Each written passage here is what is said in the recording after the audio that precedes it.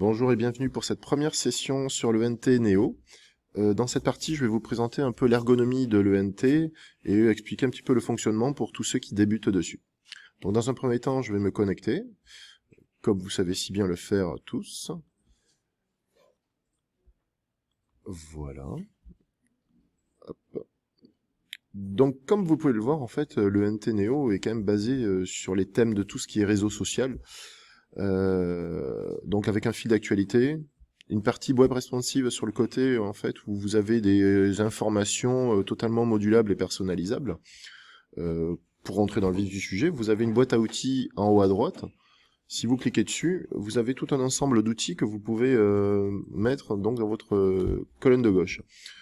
Un flux RSS, donc c'est un système qui vous permet d'envoyer des informations renvoyées par d'autres sites internet. Donc ça peut être des informations, des actualités AFP, des dates de concours et autres. Sur la partie suivante, donc c'est une partie signée. Donc ça, ce sont des liens vers des sites internet que vous utilisez régulièrement. La rubrique actualité, donc où vous retrouvez toutes les actualités du lycée, toutes les actions, sorties, les repas de la cantine et autres. Une partie aide-mémoire, donc sur cette partie aide-mémoire, vous pouvez mettre par exemple des dates de réunion pour éviter de les oublier. La partie calendrier, c'est là où vous trouvez l'agenda donc de l'établissement. Une partie mes applis, où vous mettez vos applications favorites que vous utilisez régulièrement, Pronote généralement. Et une partie Qant, donc qui est un moteur de recherche pour rechercher des images et des photos. Donc personnellement, j'utilise surtout les actualités, l'aide-mémoire et le calendrier. Comme vous voyez, ils sont sur cette partie de gauche, et avec un simple clic de souris sur le bouton gauche et en restant appuyé, vous pouvez réaménager l'ordre de vos applications. Donc vous voyez les actualités en haut, pourquoi pas les applications préférées à la suite. Sur la partie du milieu, donc vous avez un fil de nouveautés, donc c'est comme le fil d'actualité sur les réseaux sociaux. Vous recevez les derniers messages postés sur des forums, tout est présent ici. Si vous cliquez sur filtrer sur, vous pouvez choisir ce que vous ne voulez plus voir apparaître. Personnellement, les humeurs et devises, qui sont un peu le détail qui ne sert à rien, je trouve, sur cette ENT, personnellement, je l'ai retiré, puisque, bon, voir l'humeur et les devises de tous les autres collègues ou de nos élèves, bon, ce n'est pas très intéressant. Au niveau du bandeau supérieur, la petite maison donc vous permet de revenir sur l'accueil de votre ENT.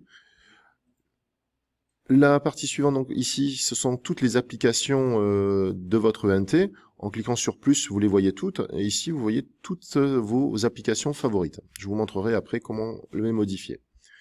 L'enveloppe, c'est la messagerie. Ça fera l'objet d'un autre tutoriel plus détaillé pour vous expliquer comment bien utiliser la messagerie. La petite loupe, c'est pour rechercher une information sur l'ENT, que ce soit dans les actualités ou dans les messages privés. Le petit point d'interrogation, c'est l'aide en ligne. Donc, si vous avez un petit souci, vous n'hésitez pas à cliquer dessus et ça vous apportera l'aide dont vous avez besoin. Ici, c'est la rubrique Mon compte, où se trouvent tous les détails sur l'utilisation de votre compte. Nous allons y aller dessus. Dessus, vous avez toutes vos informations personnelles, que ce soit adresse email et autres. Il ne faut pas hésiter pour les mettre à jour. Et ensuite, vous voyez par exemple le contenu de toutes les classes que vous avez. Donc elles sont citées dessus. Si vous voyez qu'il vous en manque une, il vaudrait mieux nous en parler, puisque ça peut arriver. Un petit sujet, ici vous voyez qu'on peut modifier l'identifiant et le mot de passe. N'y touchez jamais, tout simplement parce que ce sont des paramètres propres à l'ENT. Ça n'a rien à voir avec votre pseudo EduLine que vous utilisez pour vous connecter sur l'ENT. Donc cette partie-là, on ne doit surtout pas y toucher. La partie gérer mes notifications externes, c'est le sujet qui avait un peu porté débat en début d'année. C'est tous les mails que vous recevez lorsque vous recevez une actualité, un message privé sur l'ENT. Donc c'est ici que vous allez définir quand vous devez recevoir un mail. Soit jamais, soit de façon hebdomadaire, soit de manière quotidienne, soit immédiatement. Par exemple, pour les messages privés, c'est peut-être le plus intéressant.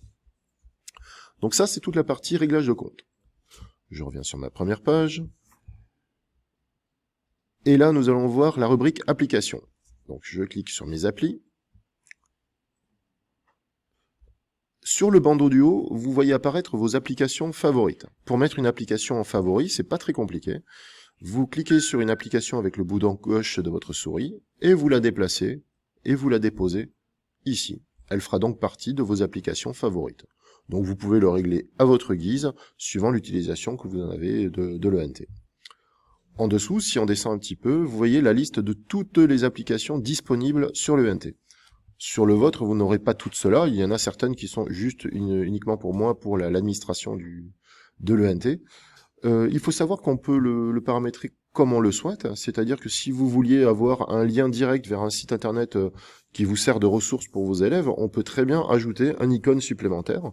On peut le paramétrer pour que ce soit juste pour vous et vos élèves, ça il n'y a qu'un problème, donc n'hésitez pas, si vous avez un besoin de ce côté-là, n'hésitez pas à me le faire remonter. Donc voici pour les applications.